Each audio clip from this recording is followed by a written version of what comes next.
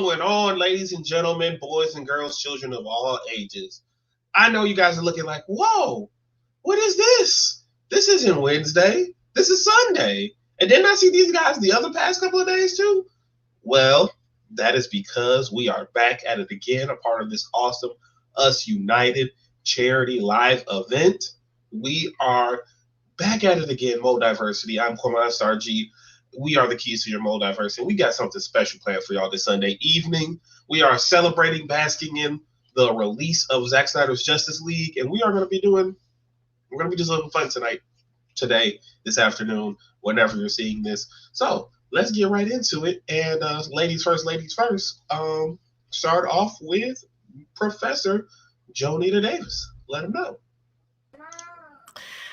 Hey, glad to be here. So this is going to be pretty interesting. Can't wait to see what we come up with, and hopefully we're still friends afterwards.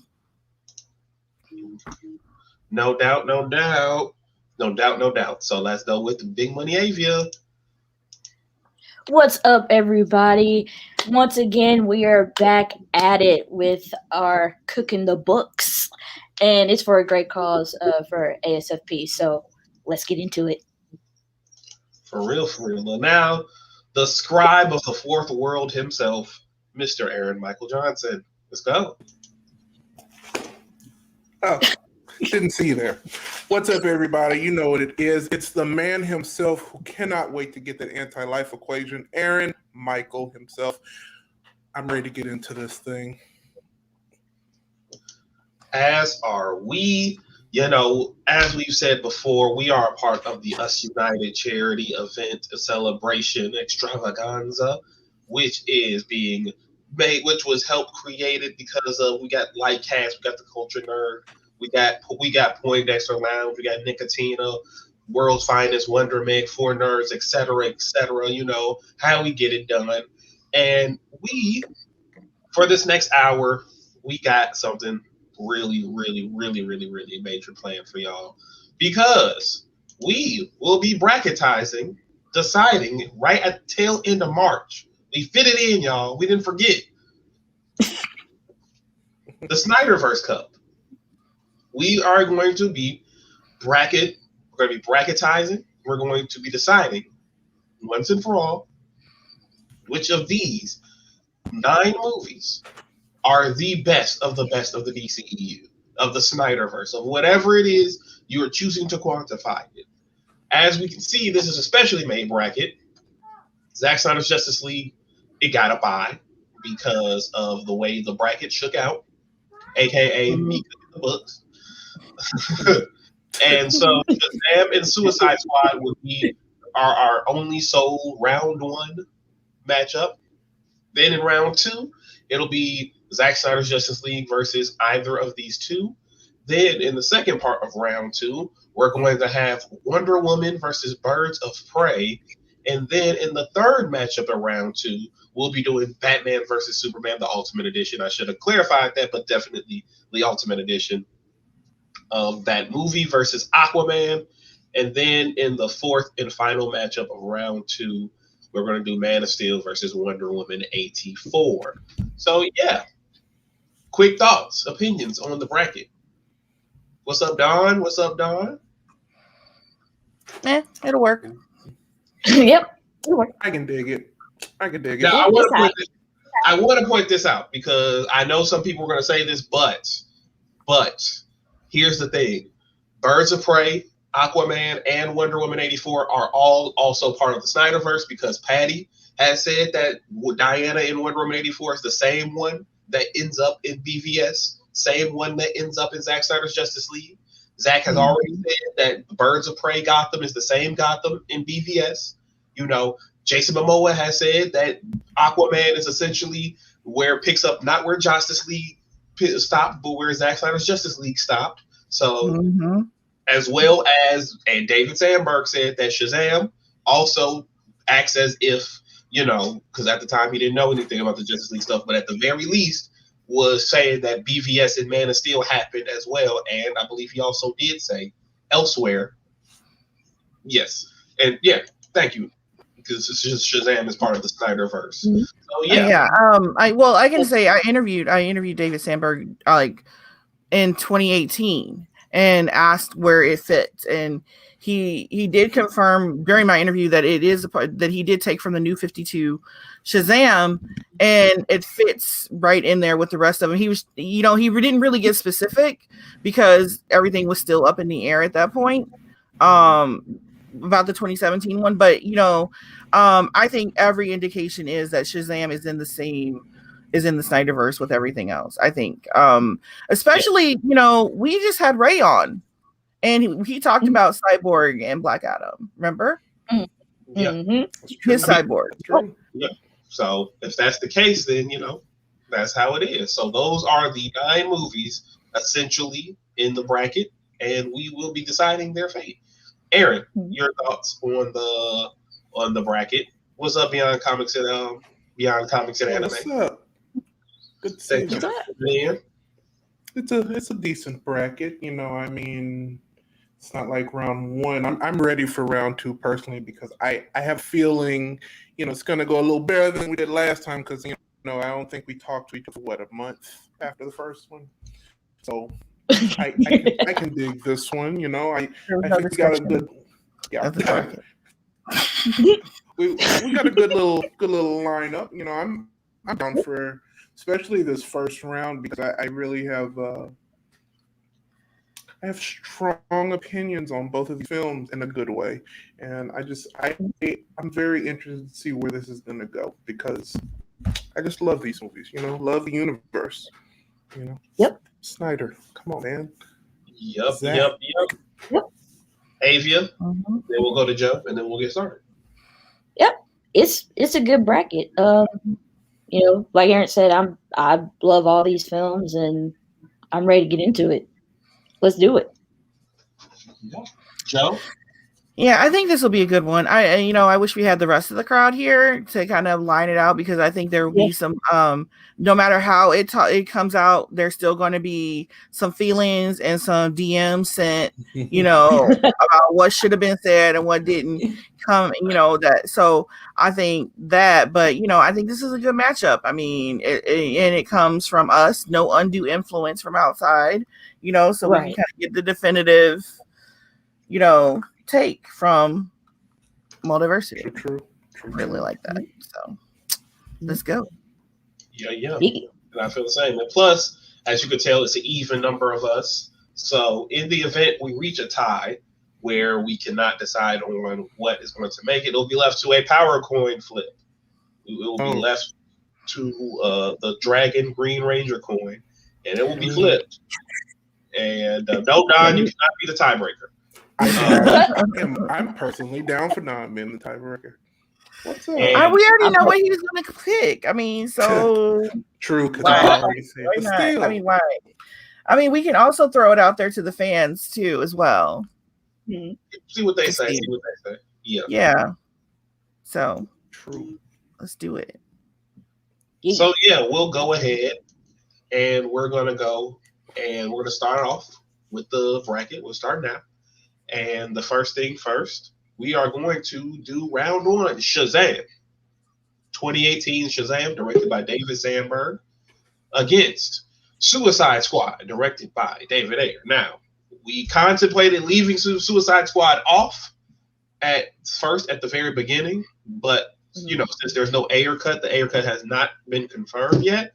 But it would be disingenuous to leave it off, because there's still a lot of aspects of the SnyderVerse in what ended up being Suicide Squad.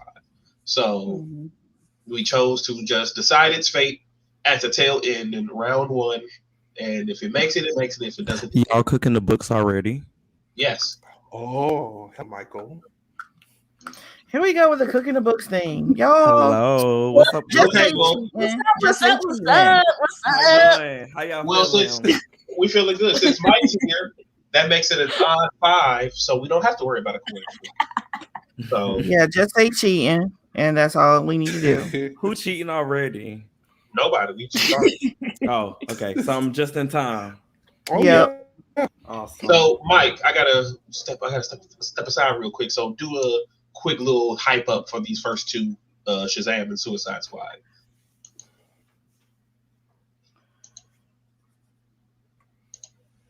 What? Who? Okay, I think he wants. Mike muted himself. Oh, okay, Eric, you give a hype up for Shazam and Suicide Squad. Set the stage. I'll be right back. The Texas Rattlesnake versus the Thunder from Down Under. Come on, guys! Like I am so like we have the man himself, the boy man, who is basically the powers of a god, versus the squad themselves. Are, a very interesting set of people. But let's see what happens when these two films, these two characters. we can still hear you, Hugh. When these two characters go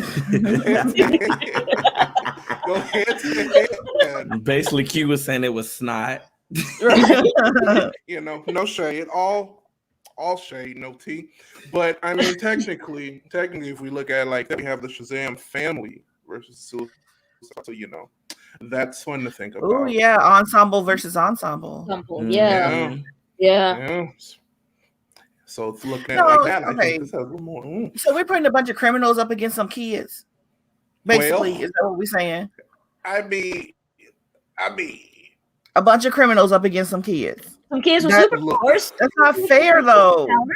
I mean, some kids with some godlike powers at that. Exactly. They got some godlike powers. So Speed of Mercury. But how can you vote against Hercules? Point that I need to remind y'all that we're judging the quality of the films and not who would win in the fight. So it's not necessarily about who's going to win, but rather. I mean, we can still talk about that too. Right. I was gonna toss Suicide Squad to the curb because I wasn't no shade. I wasn't tossing Suicide Squad to the side because I hadn't even said why I said, because I mean Suicide Squad, you got Harley Quinn, you got Deadshot, you got Captain Boomerang. I'm sorry, you got Killer Croc. I mean, don't forget. You got a katana, and then for me, I love magic, sorcery, and stuff like that. So I had Enchantress for myself. So I love the Shazam family. I love what they stand for. I love the character journey of them, coming together and doing all that. As in the film, yes, it was great. But for me, I mean. Suicide Squad for me, it's just because I got to see those characters. I mean, yes, the Shazam family. It's a family, I get it, but also Suicide Squad is a family as well. They had to do some trials and tribulations as well. One of their own was the dang gone villain. Come on. So, just run through some of your favorite parts of the film, kind of like for each movie, for each of y'all picks. Suicide Squad, I will say my favorite part was when June was in the office with Amanda Waller and them, and they were telling her to transform. And when she did transform, I'll never forget the whole, the regular hand of June turning into the Enchantress hand. I think that was a dope transformation, and I love the June and Enchantress, the conflict of the two beings. I love that because, June doesn't want to turn into Enchantress, but Enchantress wants to come out. So, I think anything with Enchantress was my favorite just because I like witches, I like sorcery, I like stuff like that. So anything with her, I was so. Oh, and of course, Harley Quinn was everything as well. Let's not forget about the infamous elevator scene when girl was in heels and click, clack, clack, clack, clack came down. Boom. So, Hey. What's up, Key? Hey, Key. Avia, you got next. Between the two movies? What's your pick? Okay, I do love Suicide Squad because like Mike said, it was the first time we actually see these characters. But I have to go with Shazam on this one. Because it was just something about Shazam to where like I could just put that movie on repeat.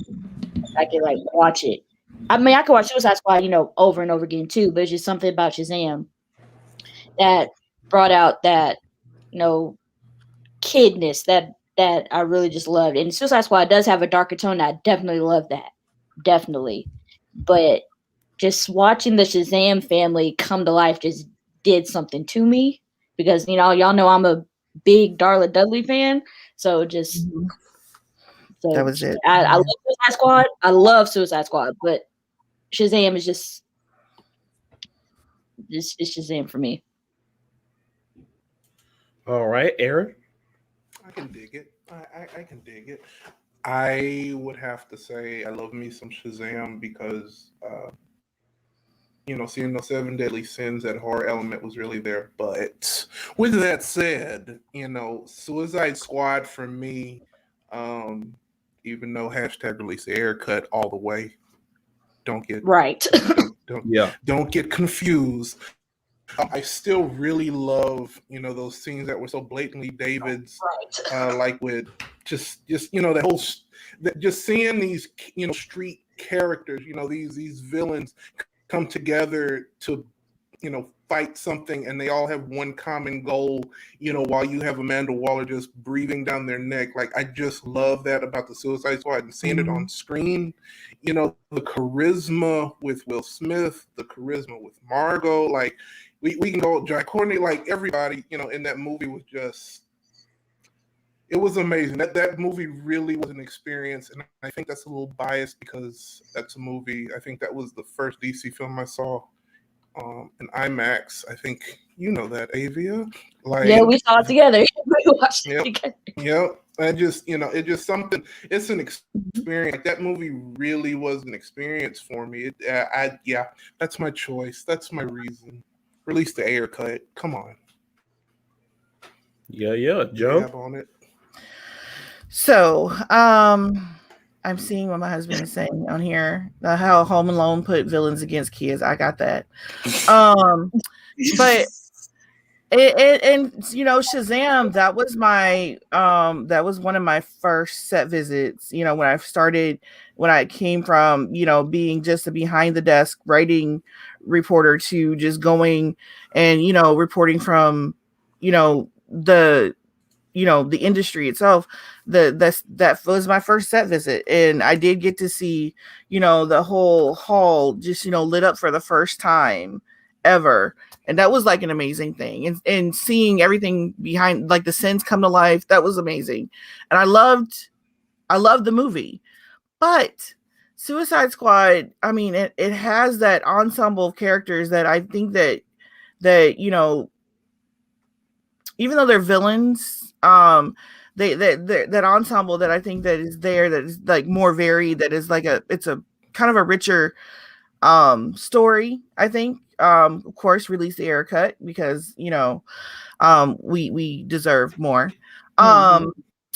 But I think that, and Amanda Waller, that's like my girl. I mean, I really, we got some curvy, natural hair blackness on screen, who is everybody is scared of, who is, running things. I really like that. And Harley is everything. Like, Mike said with the scene with the heels. I just love her. So it's getting. And then, and I wrote about this early on too, just the diversity that was in that movie before anybody thought of, when the Avengers were just like trotting out one black person or two here and there, Suicide Squad threw all this in, and everybody had their own story, their own agency, their own powers, their own everything. Nobody was weakened, I think that was the stronger movie. So I'm going to have to go with Suicide Squad. No doubt. Not that my opinion matters too much because obviously Suicide Squad is going on, but I was going to pick Suicide Squad as well. I mean, #release the air cut for real because I liked a lot of stuff that was done in Suicide Squad because I saw the underlying things that was under the surface. So that's what helped keep me engaged watching it. I still say the birth of Harley Quinn is one of the best comic book movie sequences ever. And El Diablo's backstory is right there with it, just feeling why he didn't want to be a part of any more violence and everything. Yeah, I definitely and can't forget the Batflick cameo. You know, that was real awesome. Like, and Will Smith is always going to be my guy. So anything Will Smith is in already puts your product in the upper echelons for me. So I got to give it to Suicide Squad. Before we go on to the next round, I got to address some Don said. He said, but Suicide Squad didn't do anything with the characters, so Shazam wins off of the story alone. I disagree. No, because those kids were not in that story very long. Not at all. They were not. They really didn't. Wasn't it just the final battle? Yes. Yep. Okay. Like Darla probably had the second most screen time of the siblings behind Mary, but other than that, it was just Billy and Freddie going about testing their powers, testing Shazam's powers and stuff like that. The kids really were there just at the tail end to kind of reinforce Billy making the decision that he cares. But other than that, I wouldn't say that their engagement was more than Suicide Squad's, because you had Boomerang being cowardly. You had the arc with Deadshot and Rick Flag and, them finding common ground. Even though Harley stuff was clearly butchered to hell, what was there still was enough to make people want Margot as Harley Quinn forever. So, it's and going back, El Diablo, Enchantress. I know a lot of people put out about Enchantress and like, oh, well, she's this and she's that. I think she did a good job for what they did and for how they did her and whatnot. She was still menacing enough from, as far as I'm concerned. And that's not to say things could have been done better. Obviously, we know that's out there with the Ayer cut. But if I'm comparing the two, for me at least, I got to give it to Suicide Squad over Shazam. I'm wrong. You love to say somebody is wrong. There is no right or wrong in film criticism. I told you that. I want to point out what Ryan said. Batman and Flash's cameo in Suicide Squad was awesome. Yes, because the fact that we get to see Flash, with Captain Boomerang, that was dope. So it was the cameos for both of them. You're ruining date night. Bow, bow, bow. That was dope. Like, come on, Harley telling Batman that he's running. Right. That's iconic to me. So yes. And the thing is, both of these movies are great, and they do what they're supposed to do. That's why this one is very, because Suicide Squad does have that. We're villains, but we're trying to be the good guy tone that really sets it apart from all the other content. And then Shazam, on the other hand, it has like this, childish, like, uplifting kind of thing that works for it too. So that's why this one was hard for me, because I love both of them. Yeah. That's what this. Alrighty. So Suicide Squad goes forward into the second round. And now we can fully start the second round. And we said all this glowing stuff about Suicide Squad and all of this and that. And now, should we just go ahead and just do quick rapid fire? Might as well. Because at the end of the day, I'm sorry, Suicide Squad, but you ain't. Obviously, my nigga Zack Snyder's Justice League. Of course, it's not even up for discussion. That's like my girl. You validated yourself. You made it to the second round, Suicide Squad. But I guess on 3, what is everyone's pick for the first matchup of round 2? 1, 2, 3. Zack Snyder's Justice League. 4 hours of movie. Period. That's it. So now we move on to match 2 of round 2, and this, this might take up the majority of our time talking because number 2. I mean, this one was hard. I was saying before we got on, this one is going to shred me because this is a hard one for me. This one is a hard one for me. We'll let the ladies go first. Oh, we'll let the ladies go first on this one. So, Wonder Woman.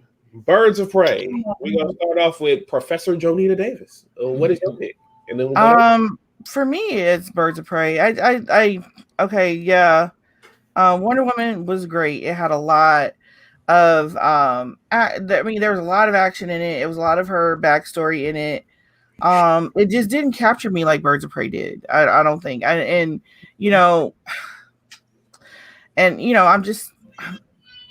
I like Harley more than I like Wonder Woman. That's completely understandable. Understandable. And I think that, you with Wonder Woman, yes, you've got all this intensity in there, and yeah, she has got Steve. There's a little bit of a romance. You saw a little bit of her origin, But with Harley, there was like you had the nonsense. You had other villains coming in. You had like a glimpse of, I think you had more of a glimpse of the DCEU with Harley than you did with Wonder Woman. I mean, not that it is everybody's qualifier, but it is for me in this. And I just really think that the movie was more fun. The movie was Birds of Prey was more fun. Birds of Prey was more entertaining, I think, than Wonder Woman. Yeah. Yes. So I'm gonna say Birds of Prey. That's an excellent breakdown, Joe. Avia? I have to go with Birds of Prey for this one, definitely. Wonder Woman was a great origin story for Diana. We got to know, her, how she became, who she is. But Birds of Prey, the cast is so diverse. The cast is diverse, and the storyline is great. And we get introduced to Journey Smollett's Black Canary, and HBO Max. Y'all need to do something about that. By the way, she needs her own TV show on HBO Max. She does. Just saying. Yeah, it's colorful. Like Joe said, it was entertaining. Like you're on the edge of your seat, either laughing or just from being anxious about what's going to happen next. And I just love Birds. I love both of them, but Birds of Prey is Birds of Prey for me. Well, let me go third then, because I guess we don't want to. I don't know where Mike or Aaron stand, but I know where I stand. So, with Birds of Prey and Wonder Woman, those two films are easily my favorites.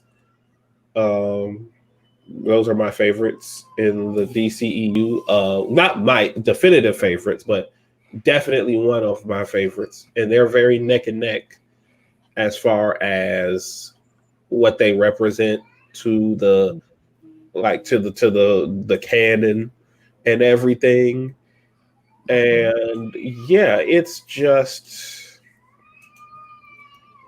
it's hard. It's hard when I stop and think about it for a little bit, because I think back to the two best moments in both of those films. For me at least. I know a lot of people love the No Man's Land scene, but another top tier moment for me is at the very end when Diana makes her choice on where she stands on protecting mankind and humanity, and the blast, and she's charging up the God energy and stopping everything Ares is throwing at her. And then, of course, the iconic, I can save the day, you can save the world. But due to recent events that has revealed that wasn't exactly where Patty was going in, the direction she was going into, and considering the people involved with that sequence, I now have to look at it a little certain way. But there is a sequence in Birds of Prey that I feel like is extraordinarily strong, and that is because it's the rebirth of Harley Quinn. I spoke about the birth of Harley Quinn in Suicide Squad, but the rebirth of Harley Quinn is just as magnificent and as powerful, because the birth of Harley Quinn is she's being Joker's right hand woman. That's an extension of the Joker. She's not her own person. Everything she does services his needs. But the rebirth of Harley Quinn is finally her coming into her own. The joke's on you blaring in the background, which my favorite thing about Birds of Prey is that every time Harley Quinn has an epiphany or a monologue that speaks to her growth, that plays in the background. But that scene was so awesome because it can speak to literally anyone. And not just that scene, but Journey as Black Canary is awesome. Rosie Perez as Renee Montoya, awesome. Mary Elizabeth Winstead as Huntress, fucking phenomenal. All of that stuff. Ewan McGregor's Black Mask, all of that stuff, is just A1. And while I definitely love Wonder Woman, I gotta say Birds of Prey. I gotta give it to Birds of Prey. I gotta say Birds of Prey did it for me just a little bit better, just a microgram more than Wonder Woman.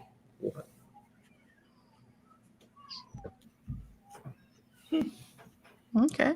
Aaron, and Mike, do y'all have a different opinion on it? And do y'all have a different opinion on it? These are two equally good movies. I feel like, I'm a Wonder Woman fan. So when I finally got to see a live action Wonder Woman, and I do love Gal as Wonder Woman, I'll never forget the first set photo I saw of her on the Batman vs Superman set, and I had clipped it with an animated series photo of her, and I felt like she looked just like her. Wonder Woman was a great origin story. It had, the great moments. Yes, No Man's Land, but for me, it's after No Man's Land when she's actually in the land and kicking ass and taking names. It's always gonna be when she went and then lifted at the tank up. Like it's all that for me. It's the plot twist for me because we all thought the general was Ares. Like, you can say that you didn't think the general wasn't Ares, but I feel like everybody thought the general was Ares just because of how he was perceiving himself. But then to find out who Ares was, and it's that line, you have so much to learn, my child. Like that still was like iconic to me. Like, he was telling her, like, girl, you don't know what you're doing yet. Like, you don't know what you're doing. But when it comes to Birds of Prey, I got characters that get to be on the live action screen. Black Canary, Huntress, it's just hard for me because I like both of them. But I am not gonna lie, but Birds of Prey really did, it was entertaining. I watched that movie twice in IMAX, so it was entertaining to me. It was iconic. I mean, I think for me, my favorite thing of Birds of Prey is Black Canary. Journey did amazing as that. Black Mass was amazing as well. But just because of my love and how I feel about Wonder Woman, I'm definitely going with Wonder Woman. Just because, like I said, she is my favorite character. My drag name is after her. So, like, and it's no shade to the Birds of Prey. I still love them equally. It is an iconic movie, just like you said. It's just a little bit. It's a little bit off. And I'm choosing Wonder Woman just because of how I got to see my favorite character come to life, and it was not my classic Linda Carter Wonder Woman. It was a refresh, a rebrand. You gave me mythology with it. You gave me a great origin story with that. So for me, it's Wonder Woman. I can respect that. You brought up a lot of good points. This is a difficult one. Oh my gosh. I'm going to have to say just because of this possibly controversial take I'm about to say, I'm going to lean more towards Birds of Prey because I feel like they took more risks with the story and with the characters. Seeing like it was, even though with Wonder Woman you did get a reinterpretation, going, kind of piggybacking off of what we were introduced with BVS, but with Harley, with Huntress, with Canary, like, Zionis, everyone, all these characters, they were kind of reinterpreted for this, the universe of Gotham that we, we're still kind of being, given breadcrumbs to, and just seeing that, accumulate to this just amazing story. And it's fun, but it's also very dark and gritty. And, we got that hard R, which we hadn't gotten before with something like this other than Deadpool. It was really refreshing just to see them take so many risks. And I'm gonna have to give it to Birds of Prey just for that scene with the hyena. Like, come on. Yes. Bruce, come on, Bruce has my whole heart. Oh no, Ryan. No. We'll get to that. We'll get to that. But I'm skipping that. I'm skipping that one. I don't even think I need to speak on that. So I'm skipping that one. Y'all can have the Man of Steel versus Wonder Woman 84 because nope, I'm not doing it. Sorry. Let's read some of these comments before we move on to the next one. So Birds of Prey moves on into the second round. Good morning, Russia. Round 3. Russia. What up, Rosh? What up? Ryan says he thought we were talking about Wonder Woman 84, which, yeah. Aries? And that was after he said he changed his mind from Birds of Prey to Wonder Woman. Anthony says we need Journey. Yes, I agree completely. Not just Journey, but Mary and Rosa. I believe they all would fit. Moving forward. My dad said Birds of Prey was a good introduction stories, but Wonder Woman was a complete story in his opinion. And he said complete story vibe. Remember, he said vibe. Is there? I'm not even being shady. Like, is there a difference, or is that? There's a difference. I mean, he said a vibe. You know, there's a vibe. No, I'm shady. It's not even being shady. He said a vibe. I'm just saying. Rasha says, "Where are we up to? Who's winning?" So, in the first round, the sole matchup was Shazam versus Suicide Squad. Suicide Squad won that, and then it got shit stomped in 15 seconds against Zack Snyder's Justice League. Then we just got done with the second matchup in round 2, which is Wonder Woman versus Birds of Prey, and Birds of Prey won. So they made it to the semifinals. So, anybody have any closing remarks about? Yeah, all shady because the next semifinals is going to be messy. Right. I love both these. Put that out there. Yes, it very much. You won this round, but you ain't running the next round. So yeah, any more closing remarks about y'all picks, real fast? Next, right? All righty. So we got the third matchup of round 2: Batman versus Superman Ultimate Edition. Specify. That's supposed to have the UE at the end.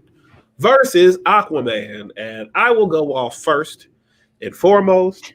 As much as I really dug Aquaman, sorry y'all, I'm slicked off of these medicine and stuff. It's not been my weekend, so I apologize. As much as I loved Aquaman, saw it in IMAX, saw all of the action scenes, felt like it was awesome. The third act was amazing. Jason Momoa is always going to be awesome. The Aquaman suit, dope, one of the best comic book suits of all time. There really isn't no stopping the blueprint of how you do the blueprint of everything. Like, I see 3 people already know where I'm going with this, but as the saying goes, you don't compete where you don't compare, and Aquaman doesn't compare to BVS Ultimate. Like, it just doesn't. Like, shit. I'm trying to decide on what iconic quote justifies it. You know, devil don't come from below; they come from above. You know, next time they show your signal in the sky, don't go to it. The bat is dead. Bury it. Woo! That's literally one of my favorite. I don't care. That's one of my favorite Superman lines ever. I don't want to hear nothing else about it because he was not stunting Batman. He didn't give a shit about what Batman was on. What you talking about? That is the Quinn drink from Zack Snyder's Justice League. This is from Zack Snyder's Justice League. So I don't know what this Aquaman business is, but this is from this Quinn drink. This is from Zack Snyder's Justice League. So it's not. It's a difference. It's a difference. Yes, and again, this is my world. You are my world. You know what I'm talking about? Mm-hmm. And now God is good as dead. Oh, God, I can keep going. BVS is my choice. Who got next? I'll go. Definitely BVS for sure. Hands down. I do like Aquaman, but there is a small consolation prize. Aquaman is in BVS, so he's still there. He's still there. Maybe a cameo, but he's still there. So there's still a consolation prize. But definitely BVS for sure. Without question. I want to say, having seen the Zack Snyder's Justice League and seeing Mira and seeing the Aquaman's whole space, you know, now I can't stand behind Aquaman like because I'm like, okay, so he was like so much better and she was so much stronger in Zack Snyder's Justice League, and I'm like, I just wanted to point that out, but you know, it's BVS, of course. But I just wanted to point out that I don't even stand behind Aquaman for anything, you know, anymore, because it's like I don't know if they deviated from the plan with it when they did it. I mean, it was a good movie, but you know, now that I've seen what the characters could have been, I gotta side eye it, you know. I'm like I've got there's some tension and some stuff that me and Aquaman gotta sort out. So, you know, I can't stand behind him. I'm not gonna put my bonnet on and sit beside him while he try to explain himself this time. Okay, so we're gonna go do BVS. Yeah, I'm gonna jump off that. Like Joe, you took the words right out of my mouth. I mean, seeing what was presented in another film, you know, I need Aquaman to do an altar call real quick before we continue with them. But like, I mean, I got a lot of questions. I got questions, and I'm gonna need some answers. So Aquaman, whenever you're ready to have that altar call, Jason, come on. But I will have to choose BVS because I'm just going to give you 40 words. Talented, brilliant, incredible, amazing, show-stopping, spectacular, never the same, totally unique, completely not ever been done before, unafraid to reference or not reference, put it in a blender, shit on it, vomit on it, eat it, give birth to it. Like, this movie just so amazing. Like, Lex. Or the intelligence it has. Louise. The intelligence it has, the correctness it has. Like what have we done? Like, oh my God. Like, the fact that this movie, and I think the other reason why I really want to choose is because I'm always rooting for, you know, because y'all, I'm an Aquarius, just letting y'all know. So, you know, just having that rebellious nature and a movie that would take off just so many critics and so many gatekeepers. Like, this movie was a game changer. Like you said, it was the blueprint. You know, we don't have many superhero movies doing, you know, something like that on that level. Like, it just, Zach did his thing. Those 40 words, you can. Thank you, Ryan. Thank you. That's why I'm preaching right now, because it's supposed to be an altar call for Aquaman, but you know, they want to sit with the head down, with the finger. You know, it is what it is. But like, BVS, just I don't know. It just, I said Suicide Squad was an experience, but BVS was a real experience. It was. It really was. Rant over. I'm good. That was a good rant. Oh, Rasha. It was a good. That was good. Oh, thank you, Rasha. Thank you, Rasha. Good word. Good Leo. Okay. So, Mike, let him know. Of course. I got to see my Trinity. I got to see, you know, Lex manipulate and, you know, play these two characters, these iconic characters. You know, I got to see a lot that has not been done in superhero movies, you know. And plus, I've seen that movie so many times. Yes, Rasha, Team Aries in the building. But yeah, like, it's Batman versus Superman. You don't compete where you can't compare. No shade. Don't get me wrong. I love my Aquaman because I got my Black Manta. Black Manta was my life. I love him. But yeah. So yeah, BVS goes on to the semis. But before we go any further, we just want to let y'all know that in this the pinned message.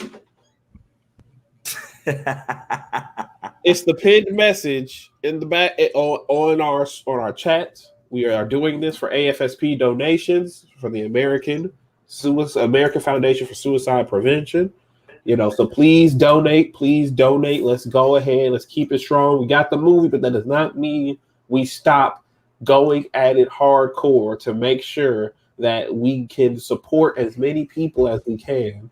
You know, this is like I've always said, the movie was just the one part. You know, it's the community and how we've gone about making sure we have us united. How, you know, making sure we're united and we're taking care of one another and we're looking out for one another. So definitely donate if you already haven't, or donate again if you've already have. Anybody else? I agree, Anthony. I just want to say that. Yep. So let's go ahead and just end the round 2 off with the final matchup: Man of Steel versus Wonder Woman 84. And yeah, that is going to be something. That's going to be starting something. Want to be starting something. Aaron, you go first. Why? Yeah, I'm sitting this one out like that. I don't even think I can answer. So I'm gonna sit this one out. Y'all decide the fate of this round because I'm not doing it. Well, ain't fair. Right. Can we just call it? Let me just one more altar. It's not fair to call it because I know what y'all gonna call it, and I don't agree.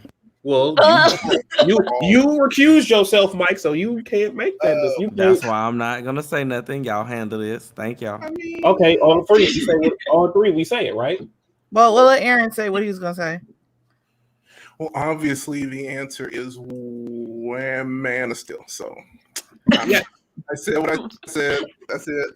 Goodbye. Good night. Love y'all. Peace. Yeah, Man of Steel for me. It's not even a question. I love aspects of Wonder Woman 84. The ending definitely. Wow, Valzai went in, but definitely, I definitely feel like there were some very good aspects of Wonder Woman 84, but we definitely are going to. Well, we're gonna leave that alone. We're gonna leave. Yeah. We're gonna leave that alone. But but yeah, definitely. Man of Steel is obviously the better option and the better choice, in my opinion. And do we have any dissenting voices other than Mike? I just want to say that I think that we need at least points for, you know, what Patty tried to do. Yeah. She did try. I mean, I will keep saying it. I admire her for trying that 80s aesthetic to try to, you know, make the film more what the studio wanted it to be, instead of compromising, you know, what her vision for this film was gonna be. Because that's why that's my theory. My theory is that the reason why, you know, this was an 80s film, people talk about how campy it was, and not how campy, but how it was just wasn't like any of the others and how weird it was. It's because I think she put it in that 80s aesthetic of campy, family oriented, you know, style. I think she did that because, you know, the studio was after her to change it to be more Marvelized than, you know, change her movie to be more Marvelized than she wanted it to be. And by taking on this 84 80s aesthetic, I think that it helped her to kind of get around that. And I want to point that out. So, but yeah, Man of Steel.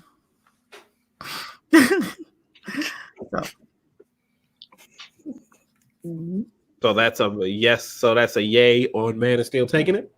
Yep. Mm-hmm. All righty. So sorry, Mike. Don't apologize to me. I didn't do nothing. I mean, I see what you were trying to do, but no, I don't think so. What you mean? I mean, I see what Patty was trying to do, but you know, I mean, I get it. I mean, but I'd rather not talk about this subject. So we're at the semifinals. So we're gonna have to. I guess we can all on 3 this one as well, because the first matchup of the semifinals is Zack Snyder's Justice League against Birds of Prey. And as much as I fucking love Birds of Prey, and I really do, I really do. I feel like this is yet again a on 3 answer. Is it too early to call the whole racket? Yes, it is. But okay, on 3, let's say wins, because unless anyone definitely disagrees, on 3, 1, 2, 3, Zack Snyder's Justice League. Steppenwolf. See, when I say on 3 and y'all just stare blankly, that's making it seem like I'm just deciding it. No, I agree with you. Yeah. I mean, it's just depressing. That's all. You know. I go with the movie with the new gods in it, so always. I just feel like, okay, so when I went to high school in the South, you know how they are about their Friday night ball games. And this is just like one of those ball games against one of the little schools that who had a bunch of scrawny little kids who couldn't play. And it's you like just the season really, you really felt sorry just seeing them come out on the court, because it's like, okay, y'all can't play basketball at all, and y'all gonna get. I mean, the kindergartners can beat y'all, but we gonna let y'all try something.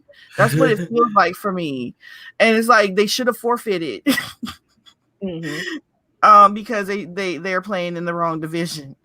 I just feel like Zack Snyder's Justice League is a different division, and like these undefeated division.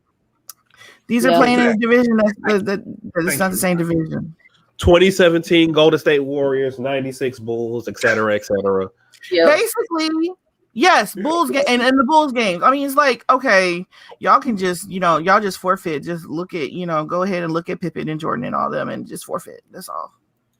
Yep. So there's a small consolation prize. Harley was mentioned at the end in the nightmare scene. That's true. See, if you keep passing out these consolations, like it's gonna make a difference. That they got money. I'm just saying. Listen, honorable mention is a thing, okay? Like if you go ahead. So most certainly. So we will. So does anybody else? Mike, Aaron? I said King Steppenwolf. Now. Yeah. So okay. I mean, Ryan, we weren't gonna put that out there, but that's so in the second matchup of the semifinals, Zack Snyder's Justice League makes it to the finals. In the semis, we got. You said he won the finals? No, it's going to the finals. Oh, I mean that chest flex with them arrows too. I mean, come on now. Yeah. We are at BVS and Man of Steel in the second match of the semis. Okay, so we might have a little conversation about this one. So who want to go first with this one? Oh, wait. Before we go, Michael Holt brings up something that I think we need to discuss for just a second. Yeah. Steppenwolf's Darkseid's thighs are not greater than Steppenwolf's. The Steppenwolf still has that thigh definition. I think it's Steppenwolf's thighs all the way. Yep. We are at the 5-minute warning, y'all, because we got to toss it. We got to do a handoff pretty soon. I think that was the clock. Anyway, I had to put that interlude in there. I say call the whole thing now. Ain't no point. We still have to decide no reason. We got to throw it back up. Throw it back up. I mean, throw it up. What's next? What's the finals? We got to talk about Man of Steel versus BVS, y'all. Y'all just get them. I forgot. My bad. So 1, 2, 3. BVS. I was gonna say Man of Steel, but it wouldn't have made a difference no way. Yeah, I was gonna go with Man of Steel, but it wouldn't have made a difference. Yeah. See, I mean, if y'all want to do that, and I mean, Right, that's so messy. Like, I mean, I like BBS. So we got 6 dislikes now on this video because y'all messy. 6 dislikes already? Yeah, child. Man. Why, somebody's feelings hurt about Suicide Squad or something? No, it's all the members. It's all the members. Yeah. But most definitely I'm gonna claim it. We got 3 for Man of Steel and 2 for BVS. So Man of Steel is making it to the finals. Since y'all trying to call it early. Get us killed. We're gonna get killed now. Y'all the ones that wanted to talk about just call it because of one thing. So that's on y'all. Oh, we know who the winner's gonna be. We already know who's gonna come out. We know who won. It's the undefeated champion. I mean, That person done came through each round swinging. Well, not necessarily sitting on a chair, like, you know. Just show up and folks forfeit. That's what it is. Ladies and gentlemen, I tried to give us a more compelling bracket, but they were convinced that we had to talk about these movies. I knew where it was going. I knew exactly Batman versus Superman equals Man of Steel. I see what you did there. I see. You're right. You're right. In the finals, let's just talk about how Zack Snyder's Justice League is the undisputed champ. How about we just do that? Since we all okay, so to me, this is like when my oldest son used to play football when he was like 6, and so he's his little 6-year-old self and all his little 6-year-old friends running out on the field, and then you got these people from the Gary team that were like 6 foot tall that they said they was in the first grade, but I figured some of them looked like they had jobs and drove themselves there. So, my son and his friends were like, we are not going out on the field. I feel like that's what's happening. You've got the rest of them just sitting on the sidelines like, okay, let them have it because they are far superior. I say that. Let it have it. It's far superior. You got the 4 hours. You've got the characters fully fleshed out. You've got a vision of what the whole SnyderVerse was supposed to be. You can't beat that. Yes. Yep. You can beat that. Yep. And I appreciate that BVS was a stepping stone to, just to Zack Snyder's Justice League, because just knowing that this was what he was planning the whole time, everything just came into fruition with Justice League, and it blows everything else out of the water. For sure. Yeah. Like just the opening scene alone with that scream, like it's straight up continuation. What's up, Nick? Like straight up continuation of BS, and we see it affects the whole world, and dark side, and just all this, the power that has, the intelligence that has, the clearance that has, access that has, influence that we need that video, that has, the international implications that has. Restore the SnyderVerse, please. Like, oh my gosh, like this movie, 4 hours of just oh man. It's a bunch of grown ass men rolling up to play against 6-year-olds. That's all it is. That's all it is.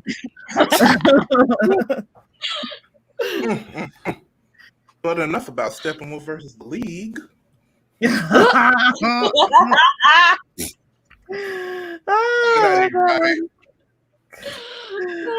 it hurt. Okay, so yeah, we got to hand it off pretty soon. We've only got a few more seconds. Right. So who are we handing it off to, Q? Who's our next person? No, because we have another hour. I misread it. We have another hour. Huh?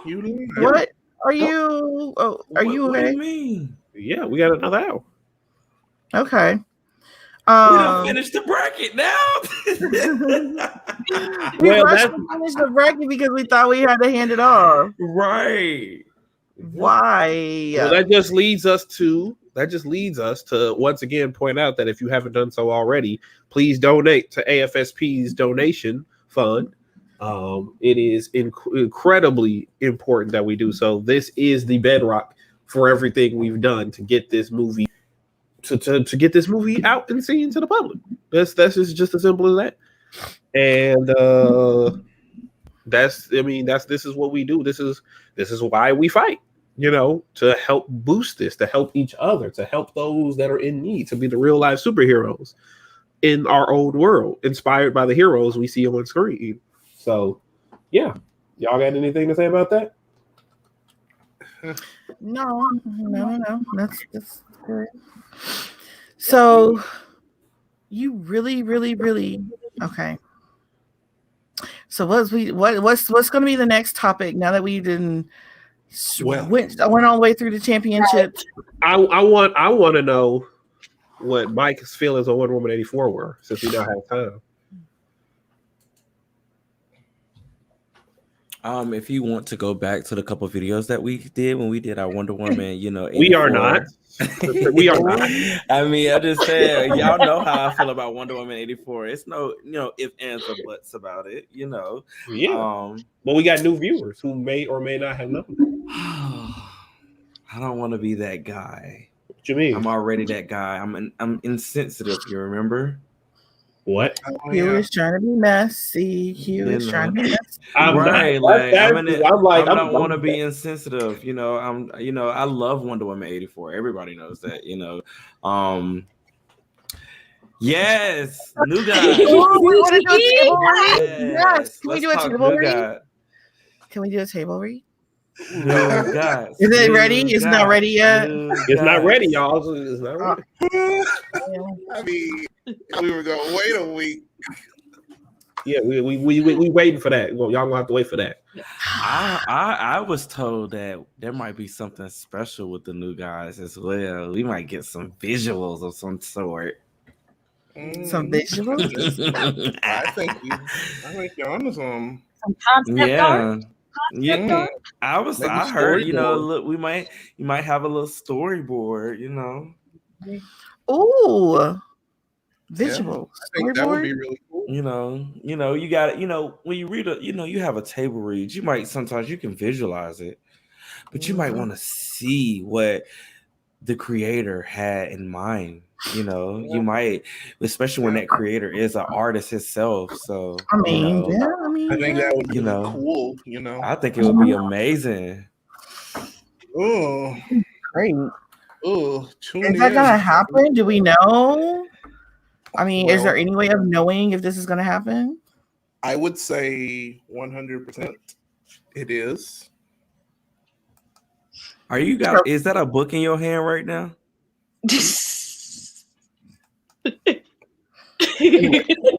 I saw a book. Were you gonna read some of it to us? No, I thought he was out there. We can have story hour.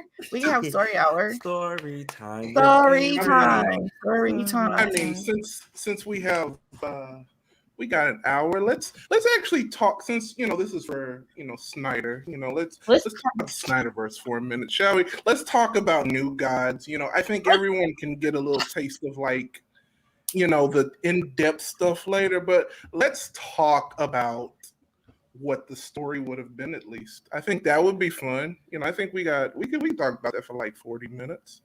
If you want to chime in. Because what I saw, Chelsea. I was what my comics I'll let you real quick. It was that opening scene for me. I saw it felt like it. It was like a space opera. I'm sorry, it gave me all the feels. A little dash of like dramatic Game of Thrones and stuff like that. So you was in your bag. Thank you. Wait, let me not. No, you in your bag. I'm sorry. You're in your bag. Thank you. I really feel like Game of Thrones and Excalibur, the 1981 movie, those were the definite inspirations for that. So the movie would have just been a very simple story about scot-free Mr. Miracle escaping from Apocalypse after the pact is made between Darkseid and Isaiah, which is Highfather. And you'd have Orion's story, reflecting Scott's growth throughout the movie, and it would have been possibly maybe 3 to 4 hours of awesome. That's the gist of it. I think my favorite character, and she was I think my favorite character because she arguably was the main character, was Barda. Mm-hmm. You know, I can thank Avia for that because she really, you know, she was there, you know, since day one, you know, really pushing me to, you know, make this character stronger. And this was her story.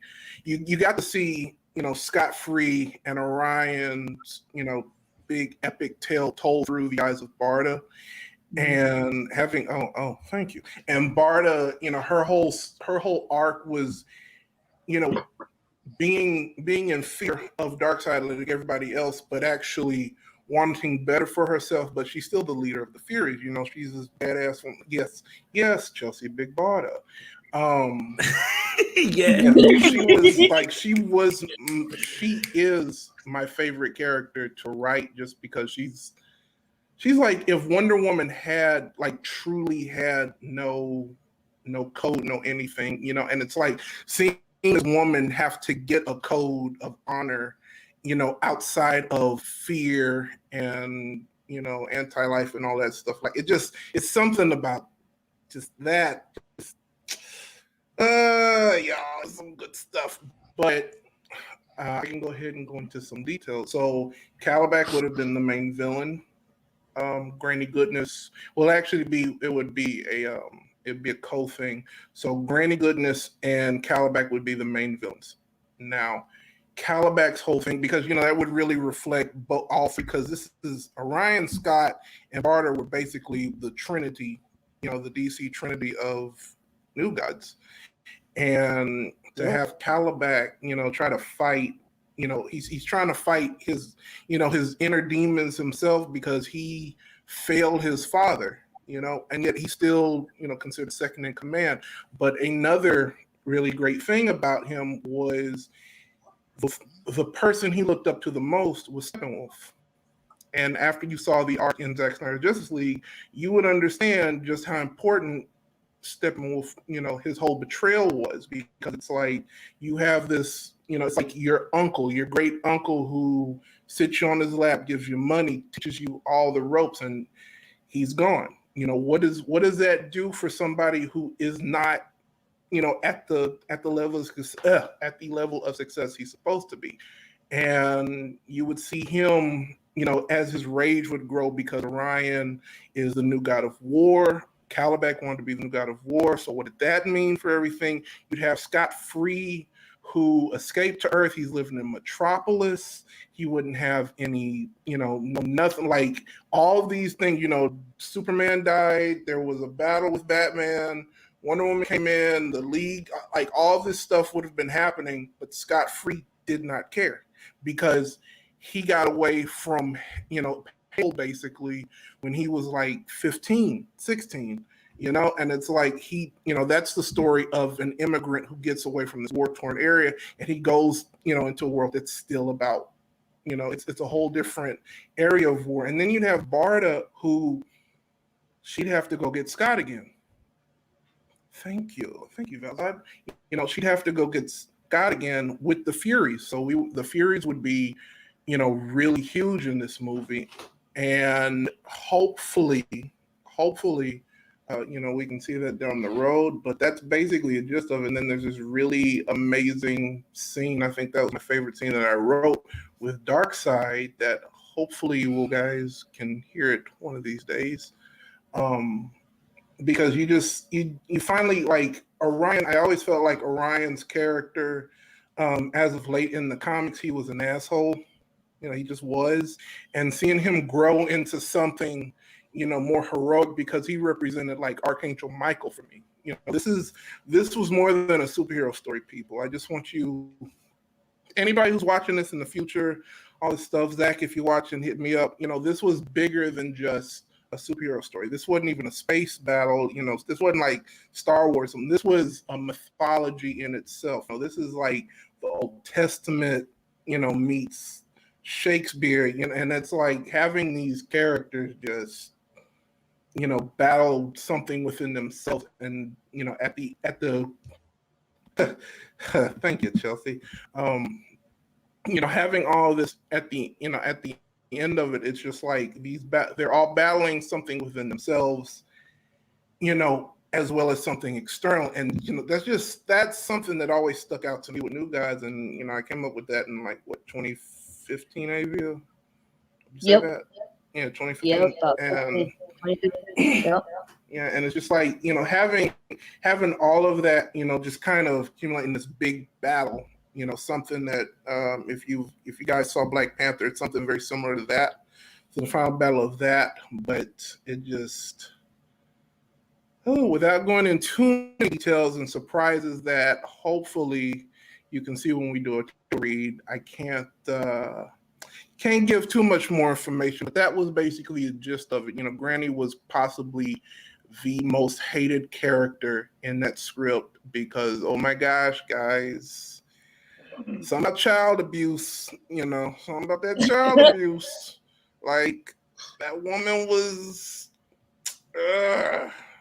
God. So, Avia, you read the script back in the day. What you think? So, when Aaron first pitched it, I was speechless because I didn't know anything. I didn't know anything about New Gods at all, not a bit. And so he played like a little, about 2-3 minute clip from an animated movie, and I was just in awe. I was like, okay, we got to work on this, and we got to work on this like now. So I would go to his house. We would read it, when he would write something like, Amy, what do you think? So we would workshop it. We would workshop the script, and, we would work on it. And every time we would always come up with something, and he would always be like, Amy, I'm going to change this. Now read this. And I'd be like, oh my God. Oh my God. And it's just something that is out of this world. With Orion, with the duality of being from Apocalypse, but also being raised on New Genesis, having to deal with the fact that he's Darkseid's son, but also Isaiah's son, and Scott not wanting to do with any of them because, his Isaiah failed him. He's in Granny's orphanage, so he doesn't want anything to do with Apocalypse. And then Barda trying to, figure out who she is. Is she this badass warrior who kill anybody in sight, or is she actually this compassionate person who cares for people? And I just love these characters. I love this story, and it definitely needs to be seen. And Big Barda definitely holds a big space in my heart. Just learning more about her. And Jack Kirby is a genius. Truly. He is a genius. And I'm just ready for these characters to actually be seen in real life. Yeah, I only got to see like the first. How many pages did you let us see? 12. First 12. Yeah. And I really, really, really loved it. Like, you went through, I don't know, you said Hunger Games. But no, you didn't say, you said Game of Thrones. I want to throw in there a little bit of Hunger Games as well, because I just to me, am I allowed to go into some detail on the beginning? Okay, so I like the fact that it dives into that story of actually, it doesn't just go, okay, this is what happened. He got thrown into the orphanage and then he went to, no, we actually get to see him, getting the holy hell beat out of him and trying to, just being determined enough to try to escape. And that became like, and just getting punished. Mm-hmm. So the punishment, and then the resilience that builds from that punishment, and all of this, all of that he has to go through, scot-free, all that he has to go through. And then, so I'm reading that, and then it gets to the part where, he's like looking at having to go back, and I'm like, wait. Okay, so you went through all this torture, learned this almost game between you and Granny. The child abuse became sort of a game, and now you got to go back to like civilized folks and wreak that havoc onto them. This is okay. This is how dysfunction happens, people. Mm-hmm. But I was drawn in because of the details you get. You're not just jumping around like a lot of these movies. They like give you a little piece of that backstory, and that's why I like the SnyderVerse too. You get the entire when you get a backstory, you get a backstory. It's not just this happened, and just leaping over some great details. I mean, because I think that done any other way in any other script, I don't think they would have gone into detail of the orphanage as much as Aaron's script does. And I think that's the important part right there. That's how these characters were built, and that's what shapes their motivation. And that's where we get to see these parts of each of these main characters that will be needed growing up. So as they get older. So the fact that you dived in there, that's like to me, that's so characteristic of the SnyderVerse, and it's so important. So anyway, then I read that, and then I was mad that I didn't have the rest of it. I'm still kind of upset. I'm still waiting. I know how you. I would just like to say to my big bro. Oh wait, am I the big bro? I feel like when I had an opportunity to read it, I was like. Because I know who the new guys are, but I didn't know who the new guys are. But he made me want to really do a deep dive into the new guys because of how he wrote them, and I was very intrigued, very interested. I feel like the first time I saw the new guys was it could have possibly been earlier, but seeing more of Granny and Big Bird and Metron and Young Justice Outsiders, I had more visual of them, and reading what he wrote, I was like, oh my God, like this is great. This is like, I'm sorry, my boy needs his flowers because he is a great screenwriter. He has talent that I feel like that needs to be seen and needs to be known as well. Yep. So for me, it was more of like wanting to deep dive more into new guys because of how he has the passion and how he wrote them. Definitely. We have a question. Ooh. Literally, who did you cast in your head? Literally anybody. However, after talking it over with Avia, my boy Sam Benjamin. I mean, yeah. Come on. Yeah.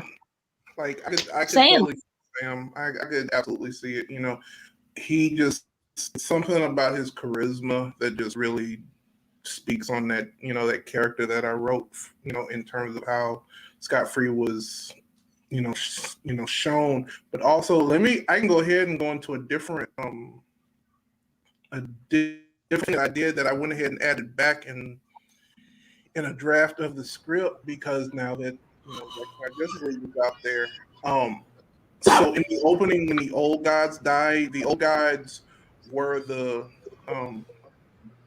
Greek gods. They really, those were the Greek gods. So the way I originally had them die, because it goes right back with Wonder Woman, where Ares betrayed all of the gods, and then Zeus cast him out. Ares was working with. So after Uxas got his butt whooped in the old days, he made a pact basically with Ares to kill off the rest of the old gods for just a slice of anti-life. And of course Ares is like, whoa, I'm here for this. And Ares, as soon as Darkseid and Steppenwolf and a couple of Apocalypse soldiers, when they come to Olympus, they're slaughtering the whole pantheon, and Zeus is putting up a really good fight. But the thing that I added was after every death of one of those gods, the Omega effect gets stronger within Uxas before he becomes Darkseid. So every time he kills a god, his eyes glow, are going red, and they're getting brighter and brighter. And when Zeus is, he's fed up, he kicks Ares out of Olympus, which you can see that in Wonder Woman, and he kills Zeus with his Omega beams, and that's the first look at yeah, it was intense. That's our first look at Darkseid, and he goes back and he just mind his business, because it's like, if there are no gods, who stand in his way, he can go back and get the anti-life equation. He can go slaughter like 1 billion worlds if he wants to, and that spoke on his character, like he's so calculating. And then to know that even with all of that, he tried to go after New Genesis and they still kicked his butt. Isaiah was like, nah. But it got to the point where they almost destroyed the whole cosmos because they were so powerful. And it's like, that push and pull was really there. And I think that was my favorite thing about the script. We need to do that read, y'all. We need to do that read. We do. We do. Yes, we do. Because, I think it'll be exciting because, I feel like, people may think you playing in people's faces, no shade. But at the same time, it's like, we know what you're capable of. We know your passion for this, for new guys. We know what your we know what your research, we know what you've done. So it's like, let the people hear what you've written. Yeah. So I'm so here for the table read. Got to plan it out soon. And very soon. Soon and very soon. Gonna see the new guy. I'm sorry. I'm really not feeling all too well. So but from what I heard, all I'll say is that when Aaron first told me this a while back, it blew my mind. And just knowing what I know, this movie is definitely this is the equivalent to, they don't want you to know about this and they don't want you to see this because they know this will be added to the extraordinarily long list of fuck ups that they have done over the past 5 years going on. So it's so magnificent, all of from everything I've read, it's just, y'all not ready. And I'll just say this, and then we can go move on elsewhere. And that is, when certain people come online and are asked about this film, don't take it at face value. You know what I'm saying? Don't temper your expectations, because they may just be chasing. They may just be chasing. That's something to just to be out there about, all out and about, because like Mike said, some people might be thinking Aaron is not on the up and up, that he's just doing this to do it and whatnot, and that couldn't be further from the truth. So I'd say that don't leave any possibility off of the table when it comes to asking questions about how you haven't seen this from the people who I'm sorry. He said diet fan service flashpoint. Oh my god. Is he lying? That is like I love the way you're playing on words, sir. I love your play on words.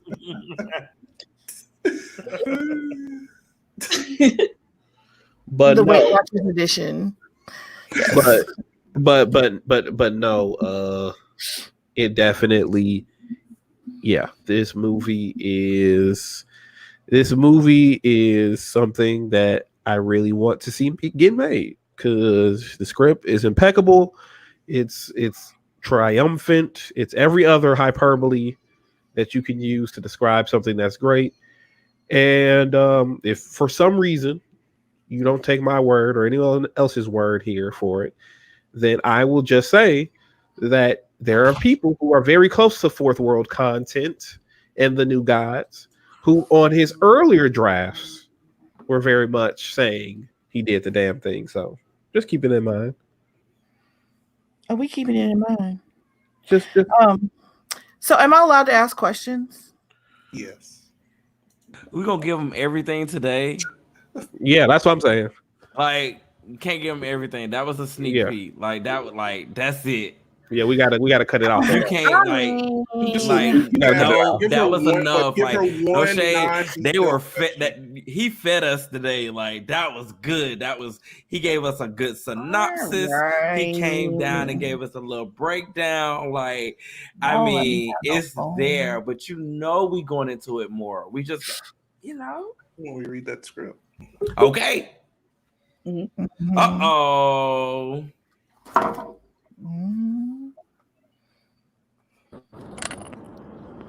What's going on? Hey. Yeah. What's happening? Hey. I'm off work. Finally. I'm tired. And that's that. Yep. What's going on in here? Apparently, we got the CIA listening in. We do gotta be careful. Okay. I heard stuff was being talked about. Yeah. Then I was told I couldn't ask no questions. So you can't ask no questions. We're gonna do a whole episode. That doesn't mean I can't complain about it. You can't. You don't complain about it. You got fed good today. We just had Sunday dinner on New Genesis.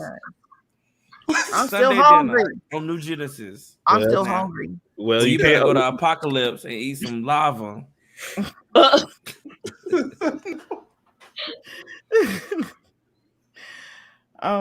Yeah. That was great. Yeah.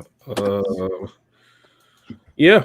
I just this has been something that's been close to my soul since growing up with Aaron, being a bro to him, and definitely seeing his time in the sun for this is something I've always been hoping and praying for, because it is deserved. His content, his vision deserves to be seen, because he knows what he's talking about. And yeah.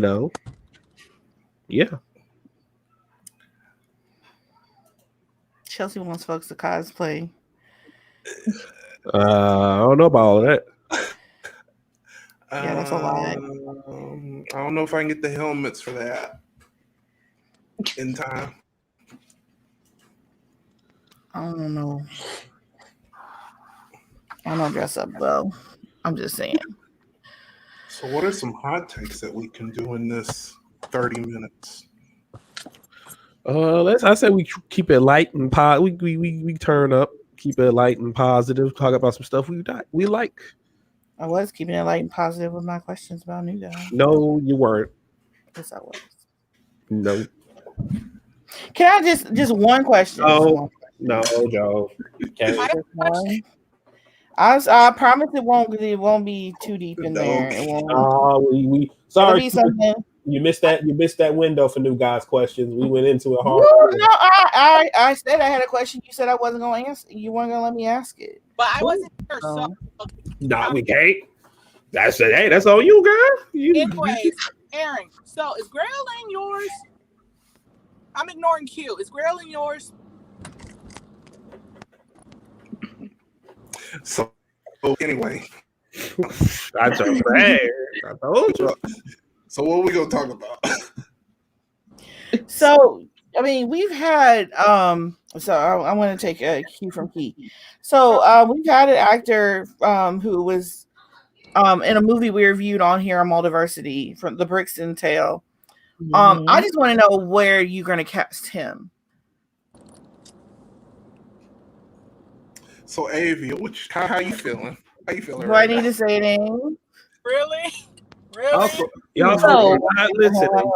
Y'all folks are not listening. Y'all just we don't. You know what? Y'all just. I'm a Taurus. I'm hard-headed. So Craig and Sophia would have had a role, but if I was in charge of casting, Craig and Sophia may have had a role. Okay, and that's I'll take that one. Michael, that's what I'm trying to do, but they won't let a sister to live. They won't let me live my life. Okay, that's what I'm trying to do. They're not letting me do it. He was in the, because he's definitely when I did my fan casting, he was definitely the first choice that came into my mind without a doubt as Orion, without a doubt. Just his ferocity in A Brixton's Tale and just how raw and talented he was. Like, first. If you guys get a chance to watch Brixton's Tale, we're talking about Archie, the best friend. Yeah, it's a really good actor. But let me flip the question. What are some, if the SnyderVerse is restored, what would you like to see? What? If the SnyderVerse is restored, what would you like to see? I want to see that Cyborg movie. Yes. 100%. I want to see what's supposed to happen with that Nightwing movie we're supposed to get, because I'm still very salty. I actually think it'd be really interesting because that would go into the back stuff. So yeah, you all know me. I'm huge on Batfleck. So I would love to see where all of that was going. Like and then the fact that Joe just came out and said that Batgirl was supposed to be a part of it. Like what? Yeah. Oh my gosh. Yeah. Ooh, I need to see that. Also, some version. Drive. I'm only doing it because I got a handless thing, so don't stream and drive, y'all.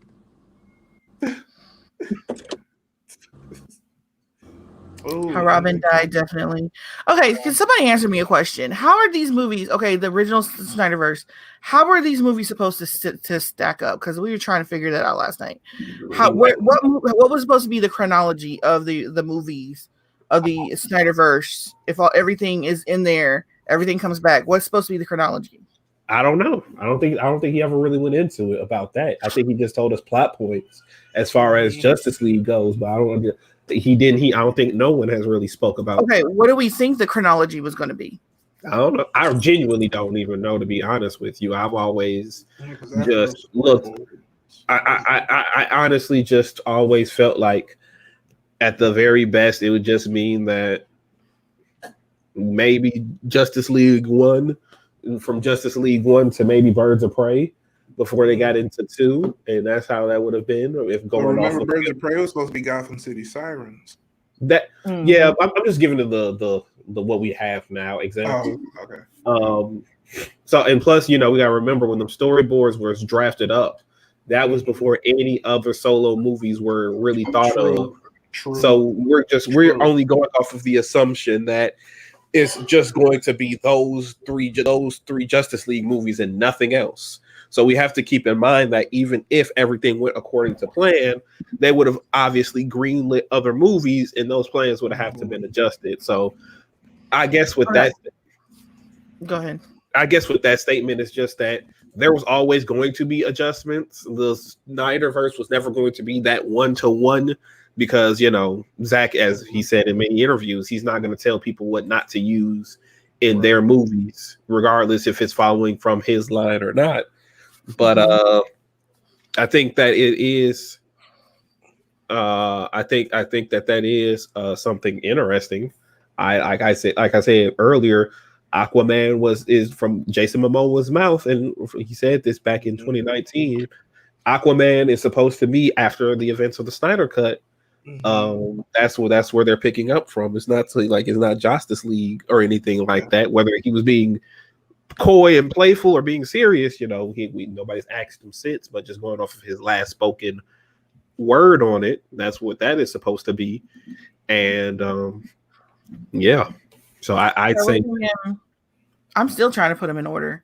So we're thinking a Man of Steel, BVS, and then Justice League 1, or Man of Steel, BVS, Wonder Woman, and then Justice League. Those are always going to stay the same. Man of Steel, BVS, and Wonder Woman are always going to be 1, 2, 3. From a narrative perspective. Do we do Wonder Woman 84 and then Justice League, and then Justice League 1? If I'm being completely honest, movies like Birds of Prey and Wonder Woman 84 absolutely have to be addressed and should be chronicalized once we know for a fact that the Ayer cut and the sequels to the Snyder cut are a go, because Birds of Prey, the entire dynamic of Birds of Prey change it. I'm trying to make this happen now, and you're like resisting. Well, like, no, you gotta wait. Like by the string of your teeth. Like imagination, dude. Okay, so if you were gun to your head, you had to put some names down in a chronology. Where they going? I would honestly say leave Wonder Woman 84 off completely. Birds of Prey is after Justice League. Aquaman is after Justice League. And Shazam is after Justice League. But other than that, the first four are the first four completely. Man of Steel, BVS, Wonder Woman, Zack Snyder's Justice League. And then for me personally, I'd say Shazam, Aquaman, Birds of Prey.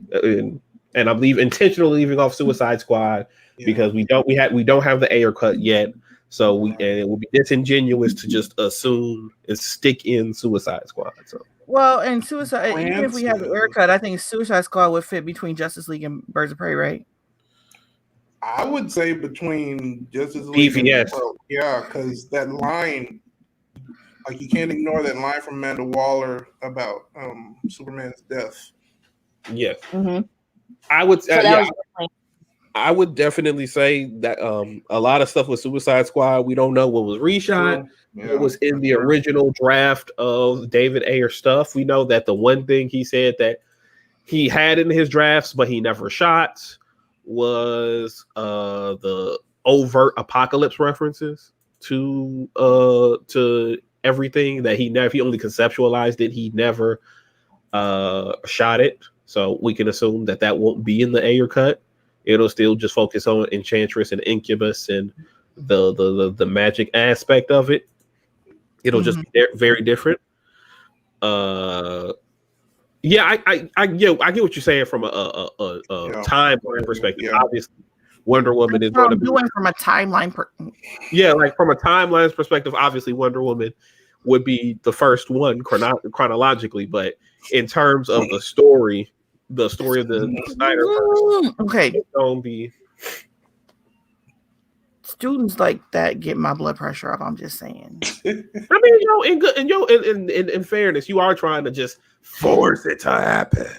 Instructions. Okay, I said chronologically, and I'm like trying to force it, and you keep on saying, "Well, if we're going chronologically, you say something different." I'm like, "Yeah, we are going chronologically." But I'm just, but it's hard. It really is hard because like you have to. I get that, but I mean, this is still just like it's supposed to be fun. Damn it! Well, I'm trying to make it. Fuck. It's fun like SnyderVerse in that it's got some realistic moments. In case y'all haven't done so, I would include 84. I'm gonna just say that. You would? I wouldn't. And 84, I think, could be popped in anywhere and be fine. Yeah. Can it though? I believe so. And then because it's the 80s. I mean, it's a flashback. No, because the reason I said that, because the more you can pop in anywhere, anytime before the Flash movie.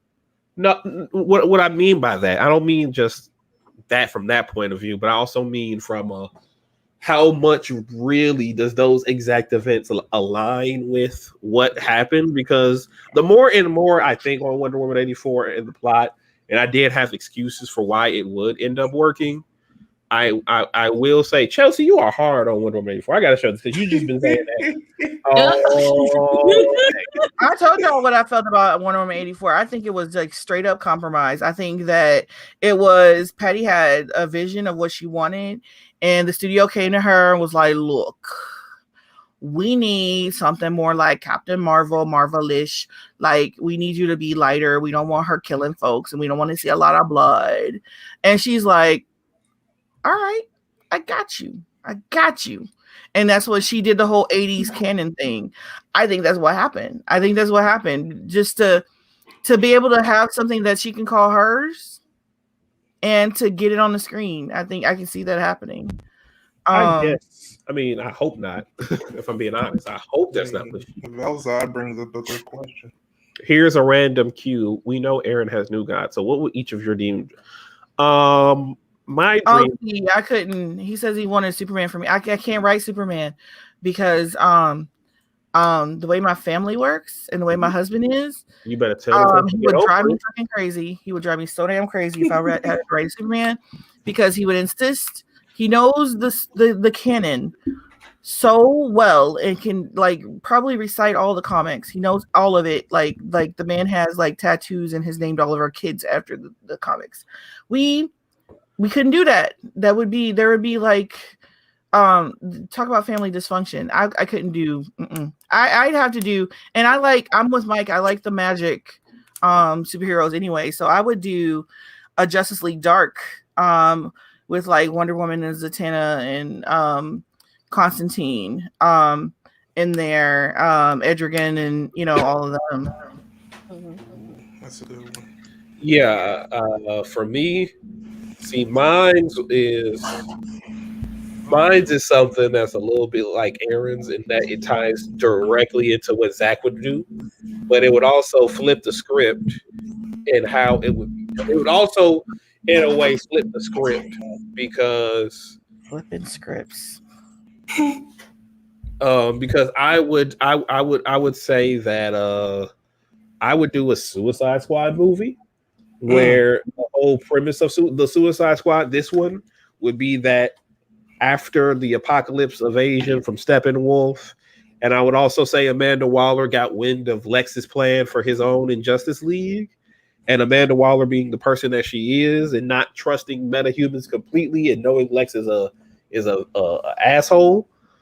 I would say she would use the Suicide Squad as a means to create a contingency plan to stop the night. Basically, mine would be it would fundamentally change how the nightmare sequence would go without necessarily changing anything about the nightmare sequence, because you would still have all of that stuff, but rather than basically Darkseid versus the League on Earth, it would be basically the Suicide Squad botching a mission to Earth 3, drawing the attention of the crime syndicate, and before any of the final battle between Apocalypse and the Justice League can happen, the crime syndicate shows up, and then everybody's hosed because the plan Batman was coming up with no longer is applicable, Darkseid's plan is no longer applicable, and Lex Luthor is no longer applicable, because now Darkseid has to deal with the Justice League that doesn't give a fuck about anything, doesn't give a fuck about anti-life, is powerful enough to oppose Darkseid, and all of that stuff. And then you have the League, who now has to see their mirrored images, what they could be, which would also, I would have it be a real come to Jesus moment for Bruce, because he would finally see that the metahumans aren't the only threat. He can be just as much of a world-ending threat as Superman if he really wanted to, which would then make him coming closer to the League more believable, because now that barrier is finally torn down. Now it's really no difference between him and Clark. Now he sees it, both the good and the bad, and plus that gives you an excuse to bring in Margot and Deadshot and everything, because I'm a firm believer of throwing a cinder block on the gas pedal at any conceivable time and yanking the rug out from people in a way that doesn't piss them off but makes them excited for what comes next. So basically, that's what I would do. I would create a scenario where Amanda Waller finds out about Nightmare or Lex Luthor's plan with Darkseid. She initiates the Suicide Squad to go to the multiverse, because Steppenwolf name dropped the multiverse. Not the Hamada multiverse, but the multiverse. So she sends the best Suicide Squad she can assemble: Harley, Deadshot, Bane, Black Manta, Deathstroke. All of these things, and I would do that. You say, but didn't he already know that when he came up with? Well, we don't know if he has that contingency plan for everyone just yet. We know he has one for Superman, but even still, Batman can be stubborn, and Batman can still have his own misgivings. Now, I do say Zack Snyder's Justice League does an amazing job in showing that Bruce is not consumed by it, but it doesn't hurt to have that full reminder of what the fuck he could be, because it's easy for you to go, oh, this guy is my friend. It is another thing entirely to know, oh, I can be just as much as the bad guy as he is. Because now I think Aaron made a perfect analogy about it. If he wants to share it, about how Bruce is now in Zack Snyder's Justice League. I don't know, I slick forgot it. Head cold medicine, but he made an awesome analogy about that, but I forgot. But basically, mine would be Suicide Squad goes to Earth 3 to try to get reinforcements to stop Darkseid and keep the League in check. It's the crime syndicate. They run through the squad, come to Earth Prime, and now it's a triple threat match between Justice League, Crime Syndicate, and Apocalypse. Before Avia jumps in, could I just make one minor change, like very, very minor cue? Like you don't even have to use it, but I think it would make it. I don't know why you said that, because you already know I'm gonna use it because your ideas are awesome. So hypothetically speaking, what if it was NightmareVerse Bruce and them trying to contact Waller to get help, and they go to the wrong Earth? Oh, I will twist that, and I will say this: what if it's Nightmare Bruce trying to what you just basically, I'm assuming that's what you mean, that they send the message to Waller back in time, and then because they think, oh, like we'll go to Earth 2, we'll get the Justice Society, and then they'll help us, but then Waller, she's like, maybe Waller chooses to get the crime syndicate because she thinks she can control them. Yeah, something. I just, oh my gosh. Yeah. When you told me all that, I was flipping out. It's amazing. Avia, Miss Knighton, what you got for us? Okay, so I have two. Period. So the first one, depending on how, if they, even though there's been speculation in the first two Wonder Woman movies, depending on what they do in Wonder Woman 3, a Nubia film or a Nubia trilogy. Because me and Aaron have been talking about this for a while now.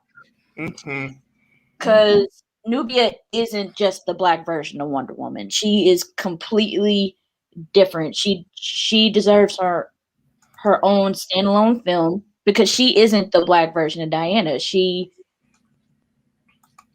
has this essence about her that she's not like every other Amazon, because she's not. And I feel like her character development and her origin story needs to be told in the proper way, because as far as I love Elle's interpretation. I love Elle's interpretation of Nubia in her graphic novel. If y'all haven't received it, get it. Buy it. Yeah. Because at the beginning when she came in 1975, it was a bit rocky. Like, Hippolyta, she had a white child and a black child, she got taken from her home by Ares, and she was raised, with him, and she, turned into this brainwashed black warrior. But her origin story needs to be better than that. So I would definitely reinterpret Nubia's origin story. And my second one is, and me and Aaron's also talked about this as well, a sequel to New Gods, and have it be based on the Forever People, who are pretty much the kids or the teenagers of the fourth world. And there is so much more to them that needs to be explored. They are very lovable. They are very powerful. They're like, they are like out of this world crazy and out there, and they deserve their own film. And just them interacting with Orion, who's just so serious and just so stern about everything, them picking fun at him, making fun of him, and then Barda and Scott being like, why are we taking care of these children, like so them being like the parents, like trying to take care of these New Gensian kids. So those would definitely be two that I would Period, Valside. Period. Okay, can I show y'all something that I got in from somebody that goes to my point? Yes. What? So nobody has that old. But it's something to jump off from, right? This is like something to start from. It's something we can start from, right? It hurts to look at this. It hurts. I know, but my only question is: was this Zach or was this Jeff? Was this Jeff just trying to make sure he could show his buddies at Marvel that he too had a comic slate that lasted upwards of Okay, but you can't just throw it in the trash. It's something. You said nobody has done it, and I found it. I'm not saying thank you, Rasha. But we got to use it as a jump off point, right? It doesn't have BVS. There's BVS right there. It doesn't have Man of Steel. That would be before that. Mm-hmm. We use it as a jump off point, I think. Right, and we also got to. Well, I'd be remiss if I didn't point out that there are 2 films, excluding Wonder Woman 84, that are missing from this timeline. Well, we said that one we weren't going to count it in anyways. And I'm talking about Birds of Prey, and I'm talking about yeah, we would have to fit that in. Yeah, but this is a good start, though. That's all I'm saying. We can start with this, and then fit everything else in, and then figure out what the SnyderVerse is supposed to look like. That's all I'm trying to do. Is just like figure out where they. I can see why it didn't work. I can absolutely say they're trying to do 2 films a year. Yeah. Oh yeah. When you look at the dates, obviously it's not. It was not even going to be. You're not going to happen. That's you know how rigorous of a schedule that is. Like for, it was impossible.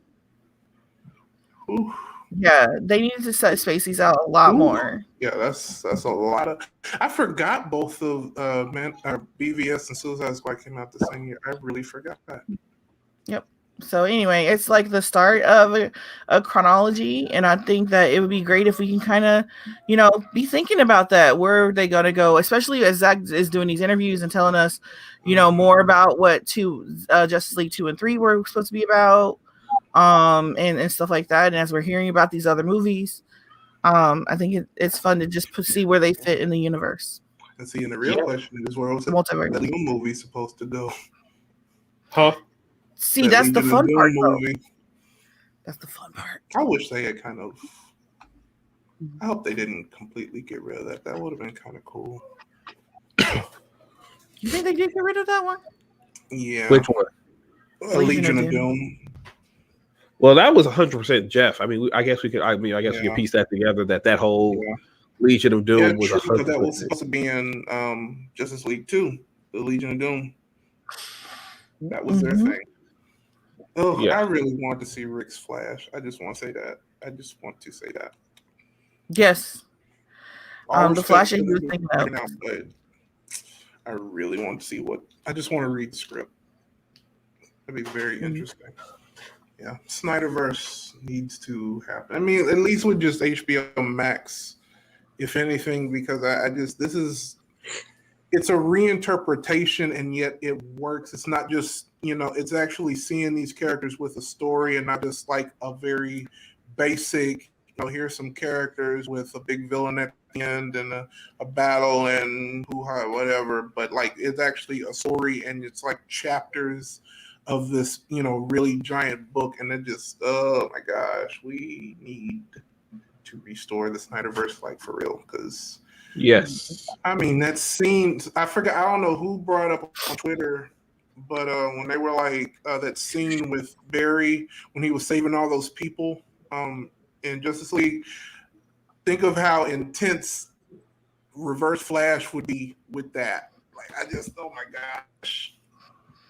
It was me, Barry. The hack job of a magazine, We Got This Covered, said that Justice League 2's Legion of Doom lineup has already been revealed. No, it was supposed to be what? Captain Cold, Lex, Black Manta, Riddler, and what's his face? Or what? No, Dr. Poison.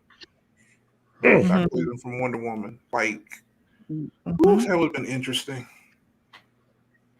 And Deathstroke probably would have popped up too. Yeah.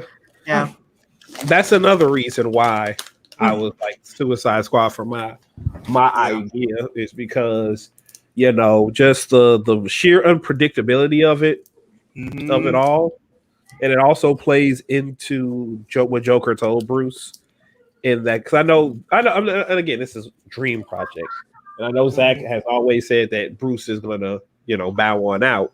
But I would think that it would be a huge part of his character for him to still try to find a way differently, especially because it came from the Joker's mouth.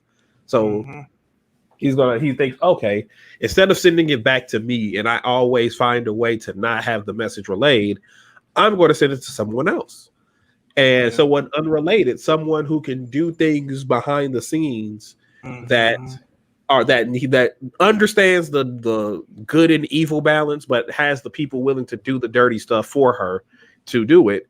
And so, yeah, I just feel like that would be an awesome twist of the knife to know that Bruce once again trying to beat fate and do something that's not supposed to be done led to an even bigger catastrophe. But that's me.